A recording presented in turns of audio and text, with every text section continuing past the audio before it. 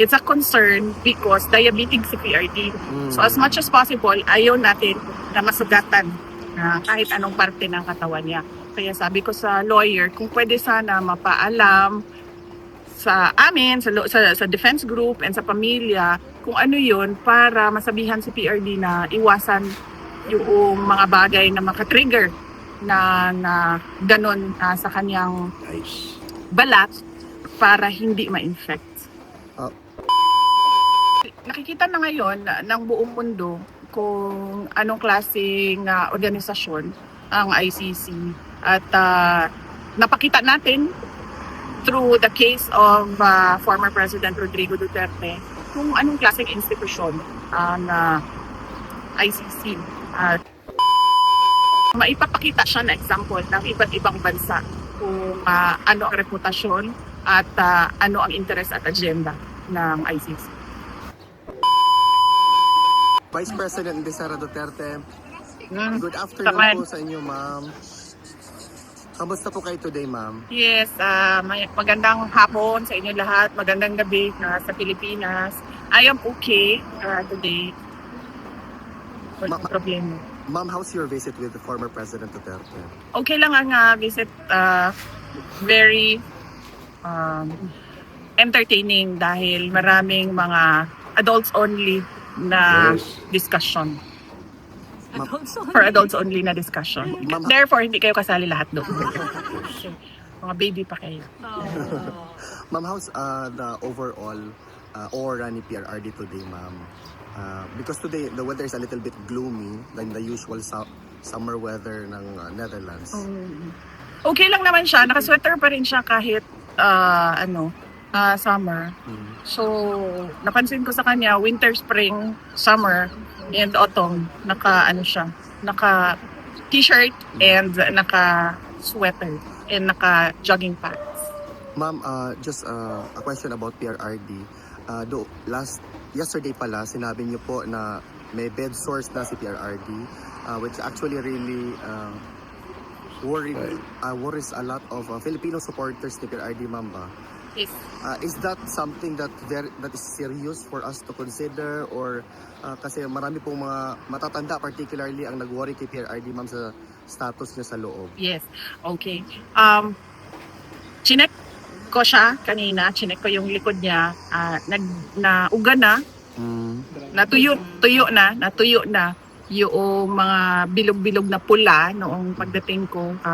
Sobrang pula nila at para silang pimple looking, natuyo na siya at nagpapasalamat kami kasi inaksyonan kaagad nung detention unit. Is it a cause for concern? Yes, ni-refer ko siya sa abogado kasi sabi ko hindi ma-explain ni PRD kung saan nagsimula o paano siya nagkaroon ng ganon. Basta alam niya na lang na nangati daw siya. And it's a concern because diabetic si PRD. So as much as possible, ayaw natin na masugatan kahit anong parte ng katawan niya. Kaya sabi ko sa lawyer, kung pwede sana mapaalam sa amin, sa defense group and sa pamilya, kung ano yun para masabihan si PRD na iwasan yung mga bagay na makatrigger na ganon sa kanyang balat para hindi ma-infect. But as far as his daily activities, ma'am, hindi naman yun naging impediment sa kanya? Nangangapi lang siya. Gusto niya ipakamot yung sa likod niya, yung mga pula-pula doon sa likod niya. And then, sinabihan ko siya na pag hindi mo maabot, lagyan mo lang ng ice pack. Mag-request ka ng ice pack, lagyan mo ng ice. Dahil kapag makati, usually, nare-relieve siya sa ice pack. Okay. Ma'am, on a different matter, sa ICC, sinabi niyo po na, well, it's also being pronounced by several individuals na the ICC is facing an existential crisis. And there are a lot of countries already making public yung mga withdrawal nila from the Rome Statute, such as the country Chad and Venezuela. Do you have a specific, or do you have a comment with respect to this development? Yes. Well, nakikita na ngayon ng buong mundo kung anong klaseng organisasyon ang ICC at napakita natin through the case of former President Rodrigo Duterte kung anong klaseng institusyon ang ICC.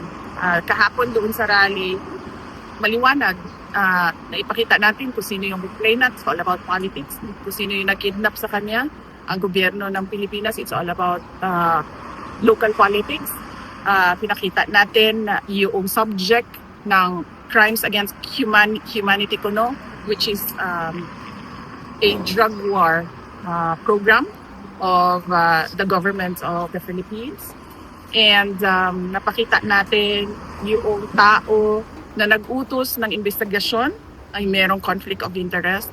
So, pero nakikita natin na pinanghahawakan pa rin nila yung kaso ni President Duterte. Nakakulong pa rin yung 81 years old dyan na hirap sa paglalakad. Maraming nararamdaman sa kanyang katawan at hindi nila binibigyan ng release. So, on that note, maipapakita siya na example ng iba't ibang bansa kung ano ang reputasyon at ano ang interest at agenda ng ICC. VP Inday, dumako na po tayo sa Philippine issues, ma'am. Meron, pataas mo, ma'am. Sorry, ma'am. Okay. Itaas mo, ma'am. Meron pong concern ang mga... Kahapon sa rally, merong nag-video dito sa ilalim, ha? Sino yun? Ikaw yun?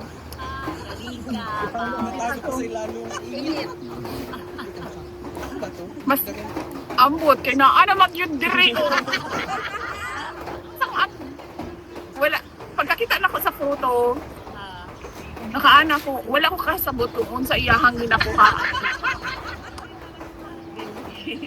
Kaya makita lang yun kani, ang guslot sa ako. Oh? Ma'am, Mag-aral kayong lahat ng paano magbuhat ng maayos na. ma'am, Yes. sa Philippine issues, Ramampon. ma'am, kasi maraming concern ng mga kababayan natin na what seemed to be a statement from you. Parang ginagamit nila to also create a narrative and to support propaganda na pinipedal nila. Particularly doon yesterday, ma'am, nung nasabi mo about what seemed to be very common na occurrence sa Philippines natin. When that somebody can just pay 5,000 and then, have a mistress be killed. That was a situational statement, ma'am. What comment do you have about this development na parang practice na ngayon ng mainstream media, ma'am, to put you and the Dutertes in bad light? Well, kung ganyan kung hanggang dyan lang ang kakayahan ng journalism sa Pilipinas, then hindi talaga uunlad ang ating bayan. Kasi kung makita mo ang international media, paano sila mag-present ng balita, paano sila naghahanap ng mga bagay o mga aktibidad o mga pangyayari na ipabalita. Napakalayo ng kalidad ng journalism sa ibang bansa ikumpara mo sa atin sa Pilipinas. Sa atin sa Pilipinas, nakita nyo ang example kung paano maglahad, mag-present ng balita ang ating media outlets. And unfortunately, kung gagawin talaga natin araw-araw na Diyos ang pera, wala talagang pagbabago na mangyayari sa ating bansa. Sa journalism man, sa mainstream media man, o sa iba't ibang aspeto ng ating bayan. Buti na lang, meron na tayong social media ngayon. Yes. Kung saan nakikita natin kung ano talaga yung katotohanan na nakita ng tao at lumabas sa bibig ng tao. Yes. Nakakalungkot na marami sa ating mga Pilipino ang ginawang Diyos ang pera. Kundi dapat ang gawin nating guide sa ating pang-araw-araw ay yung pagiging Pilipino natin. Bayanihan, disiplina, resilience, at iba't iba pang magandang asal ng Pilipino. Hindi naman kilala ang mga Pilipino noong unang panahon, hindi kilala ang mga Pilipino to be greedy. But somehow, sabi ko nga doon sa aking talumpati sa London, somehow, along the way, through the years, nagkanya-kanya yung mga Pilipino at naging Diyos nila ang pera. Hindi lahat, naging Diyos ng iba yung pera. VP Inday, just to conclude this statement, meron bang mensahe si PRRD or ikaw sa mga kababayan natin, ma'am? CPRD, yung PRD na lang, nabanggit ko sa kanya na Senator Rodante Marcoleta recently celebrated his birthday at sinabi niya na ipaabot yung kanyang belated birthday greetings kay Senator Marcoleta at sabihin kay Senator Marcoleta, keep in good spirits and keep in good health.